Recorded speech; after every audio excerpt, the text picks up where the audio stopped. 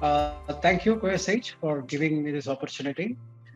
Uh, the digital state, as we have been thinking about, it is basically.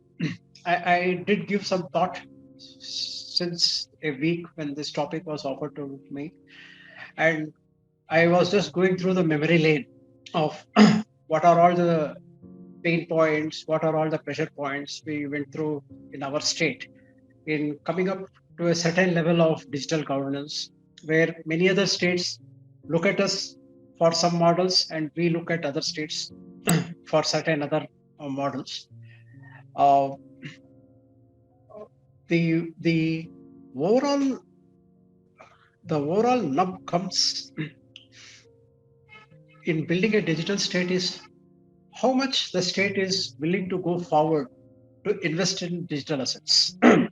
That's an important criteria because uh, from a global perspective, there are certain nations in the first world which are doing extremely well without even about 30% of the digitization which many of the average Indian state does. So that's one, how much the governments are really willing to invest in digital assets. Because if we want digital services to reach to citizens, then we require at least one 20 Mbps connection at each Gram Panchayat.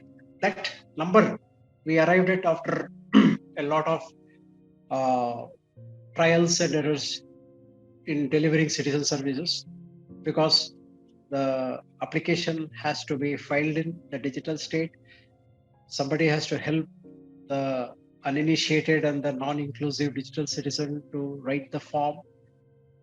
Once it is uploaded, an SMS has to reach the officer, an SMS has to reach the citizen that your application is under process, and then the final delivery. So the entire cycle of service delivery requires anywhere between 8 Mbps to 20 Mbps of internet. And if we have to add scanned documents and stuff like that, then the requirement is much more higher. So what exactly is the population's number am I talking about? As I am speaking now, even in our own state, 45% of the population are digitally excluded. That is of a whopping 5 crores. At least more than half of them are somehow not having access to digital services. So one way or the other, we are trying to reach them. And for the urban well-heeled, it is much more cheaper for us to reach them digitally. Whereas for the rural people who are living in the hinterland, where economies of scale and economies of scope don't give us the desired advantages, we we do have to take a more expensive path. Of course, there are quite a number of projects which the government of India and the government of AP have been doing for bridging this divide. Government of India has been liberal. We have the 5G, we have the 4G saturation projects, where government of India funds service providers for erecting telecom towers. So the nub of all this dramatic introduction to you is the requirement of internet at every Gram Panchayat. In a small state like Andhra Pradesh, we have around 16,000 villages, and to reach internet to those villages is the first step in building a digital state. The second barrier which we may face is capacity building. As I have already hinted, citizens may not be comfortable in understanding the actual usage of serious digital processes. They may be very good at viewing Instagram. They may be very good at likes, dislikes. They may be good at posting pictures. They may be good at saying hello and interacting with social media with everybody else. But when it comes to serious engagement with the digital assets, like filing an application form, filing an income tax return, filing for a passport. Why passport? Because much of our brethren who live in Rayalaseema, they either earn in Dubai or they have people spending money from Dubai. So this serious engagement requires good capacity building, and the government has to invest here, because my experience or my journey so far in the government, uh, both the profit sector as well as the not-profit sector, for reasons of their own, they may not be immediately ready to jump into the bandwagon of digitally uh, uh, educating everybody. So the second difficulty in building the digital state is to have resources for capacity building and ensure that the citizens are able to seriously interact with digital. The third brick, which I am, as an economist also, we are seriously concerned, is building the digital age an end in itself. Is building a digital state an end in itself? Actually, it is not. It is actually a journey to something much more bigger. And what is that big goal? It is enlarging the GDP pie. That is, it is enlarging the value of all the goods and services which the citizens of the state or the country.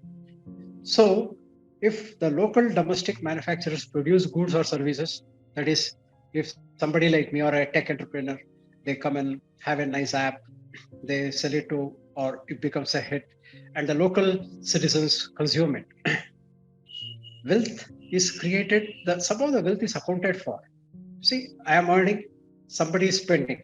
So it enters into the GDP equation, either in the form of consumption or investment. Now, when will the GDP actually increase? That is where the third cog of the digital state comes in. You see, most of the businesses, we work for clients abroad. I was also mentioning about the example of our brethren in Rayalaseema who go abroad and work in the service sector. There's something very good that's happening, because what happens is our people or our citizens go outside the country, they earn at least 4 or 5 times more than what they are paid here, and much of it either due to sentiment or due to family compulsion or whatever it is, it comes back. In mathematical terms, what's happening? The value of goods and services gets enlarged, and the tech sector, the digital sector, essentially does a lot of business. Most of our business are servicing clients abroad. That is, you sell your goods or services or apps or whatever time, software development effort, you name it. Much of it is for clients abroad.